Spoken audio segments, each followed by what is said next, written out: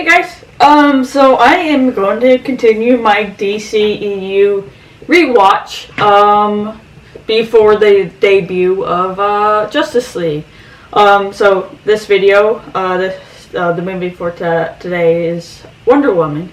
Full disclosure, I did see Wonder Woman in theaters, I believe about 8 times. She is one of my favorite superheroes, and, it was a pretty good movie. Not my favorite out of, all the DCEU, but, it's up there. I'm just gonna get started, and, let's just get started.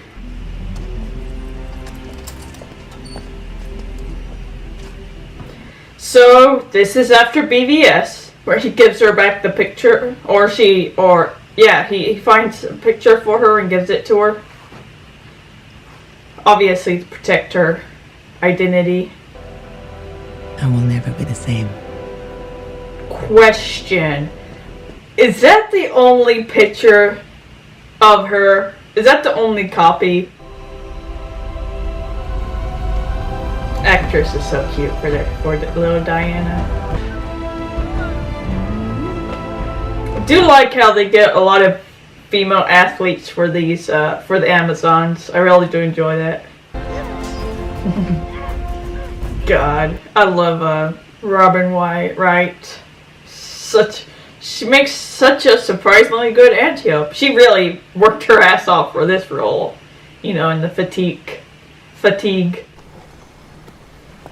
She should at least be able to. So many older women in this movie. I wished for you so much so I sculpted you from clay myself and begged Zeus to give you life. So she says she sculpted her from clay, but from I've always thought that she and Zeus kind of got it on, and he's literally her daughter, as opposed to he just brought her to life. Men's hearts with jealousy and suspicion. He turned them against one another. And war. I heard that someone says that Zeus was a deadbeat father, but based on this story, it sounds like he really was a good guy. He just ended up dying. I think he ended up dying. This is a beautiful history scene. To stop Ares. So he said to use the last of his powers. So is she mortal now and eventually dies, or he literally dies? So Zeus left us See, a weapon. Yeah, he said he left them a weapon. So if Diana ends up being the weapon, then he created her to fight Ares. So he didn't just, leave her.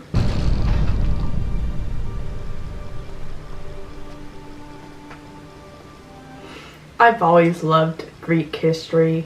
I was obsessed with it as a kid. Ah, God. I hope we end up seeing more of the Greek gods in Justice League. Dying to see Athena. I'm really, praying that she ends up, appearing in Justice League in the fight, the history scene.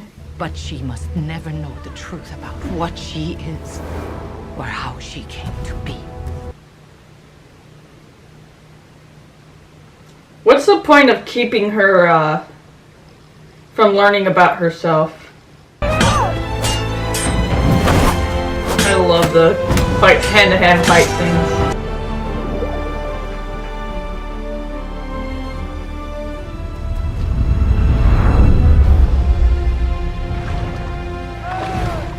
I do like that kind of transition from the really beautiful music to the kind of darker music when you get to the Nazis. Guys, and those are the bad guys. What? The Germans come. Do kind of like how, kind of her naivety, and she doesn't really view them as a threat because she's never had this kind of threat. Come on! I do kind of like the whole, more primitive weapons versus like more modern. Kind of a cool, yeah, makes the fight scene a lot more interesting. I was there to observe and report, nothing more, but I had to do something.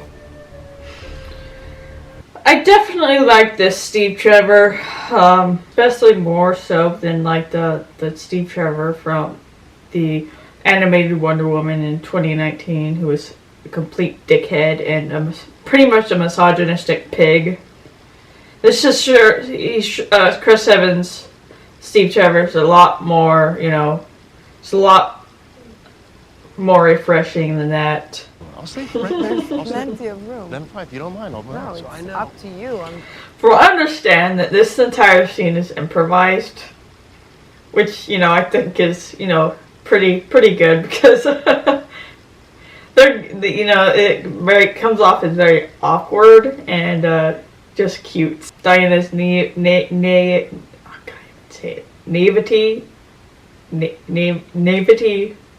and Steve Trevor's worldliness. Babies are made differently. You refer to reproductive biology. Yes.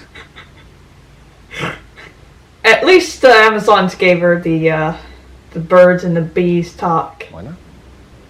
They came to the conclusion that men are essential for procreation, but when it comes to pleasure, So I do like that we're getting that Diana is, she's smart. She's not stupid. She's just ignorant of man's world, and she's a little too naive. She just believes the best in everybody. Or she believes that man is just inherently good. There's just good and then there's bad. There's no in between. So I do like that we're getting, just with that conversation, we're kind of getting that from her. Charming Etta here could run the mission from my office. So Ares, he thinks that humanity is not good, that they're bad. So why does he keep trying to fight for peace? Is it to prove that humanity is bad, that they're fighting for peace, but they just won't accept it, or is he just fucking around with them? See, what I like about this is that we are seeing them as they go off to war. It's very happy, very optimistic. Even she, them, they're very happy, have so many happy moments. It's very joyous. They're going off to fight. And then we get this Lord Saturn where she's realizing the cost of war because people are, coming back from war. But the Musk won't help. They don't know that. Yeah, this is such a goofy scene. The thing is, I would like this movie a lot better. It's one of my, more favorite DC movies, but it's not my favorite. Mostly because of the villains. They feel very one-dimensional and they feel very comedic. We don't really get very much focus on these characters and their motivations, stuff like that. And I'm not able to connect with them, I guess. So that's part of the reasons it's not my favorite movies, because the villain seems very lacking. And thing I also like is that we get so just in this little group alone, there's a lot of diversity. It makes you realize that during all these wars, there was a lot of diversity. A lot of different people from a lot of different countries fighting that were involved. So often and not in Western media, you see the World War I, World War II, there's so many white people. And yet then you realize that there are other people that were influenced as well, like black people. Of course there are black people during the World War I, World War II. They're also affected by it, so they'll be involved as well. And I like that we kind of get this sense here. This is my favorite aspect of this movie, just a darker feel, because we're really seeing the harshness of cruelty of war. So we're putting these superheroes into human conflict that we experience all the time. In the village enslaved, she said. I understand that. Women, we need to make our next children. position by... Yeah, she's just trying to help everyone she can. She can't. I think she's come to the realization that she can't help everyone. And so he's trying to focus on what to do to try to stop this war. And so he has to ignore all these people that are suffering so that he can focus on trying to stop this and, save the rest of, all these other people. I think it really just shows, limitations of humanity. I do love this scene. It's one of my favorite scenes in the movie. It's just gorgeous. The music, the slow-mo coming up out of the trenches, fearlessness. It's just showing her power. Let's go! I must say the effects are very good in this. In the that where she's jumping and all that. It's very beautiful, very well done. Yeah, and she inspires all the other men to charge. See, I like that. It blows up, she gets thrown off balance, so she crashes into the side of the building and uses it to jump into the other building. Such great improvisation by her. And very, realistic. It just feels so natural, I guess. That's such a cool scene. This is just great, stunt choreography.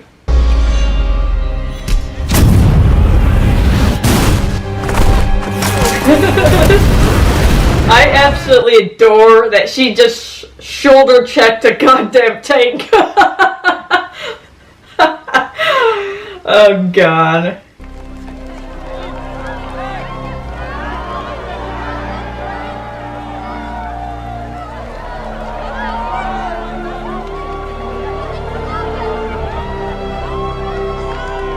Reminds me very much of the scene in BVS where he saves the people and they show reverence to him. Similar because, they're like cheering and happy and stuff, but we see how real people, treat him. The thing is, like Man of Steel and BVS, that takes place in the modern world in a country that obviously doesn't have like a lot of violence, not in the middle of a war. Wonder Woman takes place in the middle of a war. People are suffering. So of course, if this being that's kind of like a god comes along and saves your ass, and you'll be very joyful. You'll be happy. Whereas like in Man of Steel, BVS, they were just normal people. Do you know the thing? What I do enjoy about the DCEU is because, like the romances, they tend to be a lot sweeter. We got Lois and Clark, and then Wonder Woman, Steve Trevor, and then later on Aquaman and Mara. But yeah, they tend to be a lot sweeter. And I guess, I think a lot more romantic than some of the other comic book movies, simply because I think you really get to see their relationships develop throughout the movies. What are you supposed What I enjoy about this is that Diana doesn't say shit, and yet you know exactly what she's thinking. She knows she's gonna fucking steal this dress from her, just from her body language. Although I'm wondering, what exactly did Diana do to her? Did she knock her out and steal her dress? Here's the thing. I don't know if any of you guys remember or heard, but there's this picture floating around of it was like a placeholder for BVS. It was a picture of Wonder Woman, and she was in the middle of like a battle. And she was posing for a picture, and she was holding the heads of her enemies.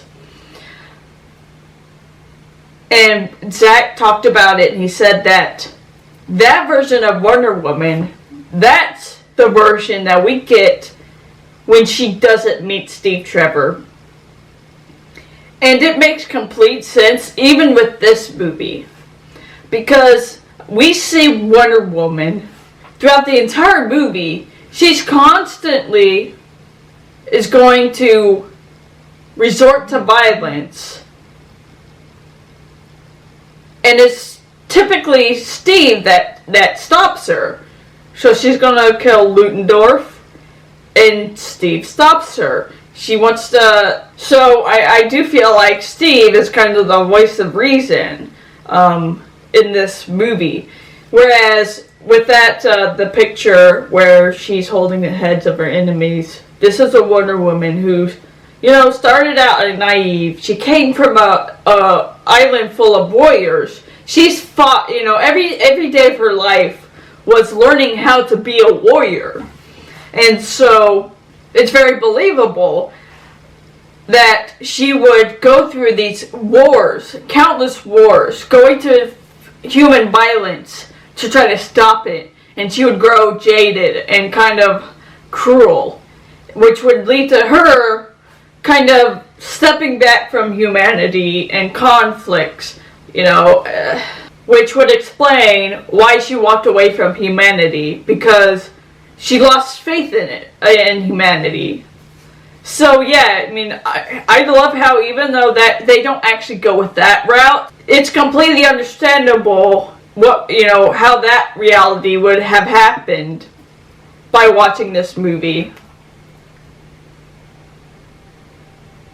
This scene's heartbreaking where she's just so devastated. The village that she had saved, and it's like all for nothing because they still die. What I love about the DC, or at least Zack's movies, because he was, he helped write the screenplay for this movie. We see Man of Steel, we see BVS, we see Wonder Woman, the Trinity. And we see these moments that they have where they have to realize the reality of being a superhero in today's, in the world. We see Superman, who, despite being able to save his father, he does it because his father doesn't want him to. And we see him having to kill Zod to stop him. We see these moments where he has to face the fact that death is reality of being a superhero. We see Batman, who watches his father die, his parents die. He watches his Robin die, his responsibility. He watches his employees die. And he's greatly affected by it. He's devastated by it. And then Wonder Woman, she's having to realize that she can't save everyone.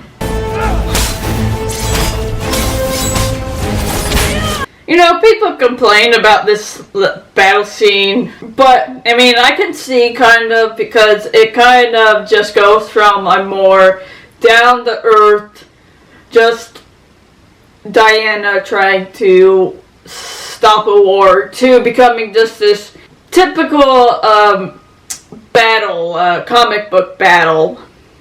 So it is kind of jarring. I will agree with that, but it's not the worst battle scene I've seen before. The worst third act. Are these all fictional characters, or are there some people who, real people who were actually died in World War I that... So, already, just this, I know, I've seen the credits before, and so, I must say that I do think that the credit scenes in this movie, these scenes are just gorgeous. They're just beautiful. I love how even with the credits they put so much energy into it. They look beautiful. And this soundtrack, like the credit soundtrack, is just fucking badass. I would just stay in the theaters afterwards just to listen to this ending soundtrack. I like how we get the Wonder Woman. She's very bright. We see the Wonder Woman symbol very bright versus the darkness of everything else. Da-da-da. Gorgeous. You just know that they put their heart and soul into this movie. Okay, so yeah, that was Wonder Woman. It's not my favorite DCEU movie. It's up there. It's actually ranks behind BVS, Man of Steel, and Birds of Prey.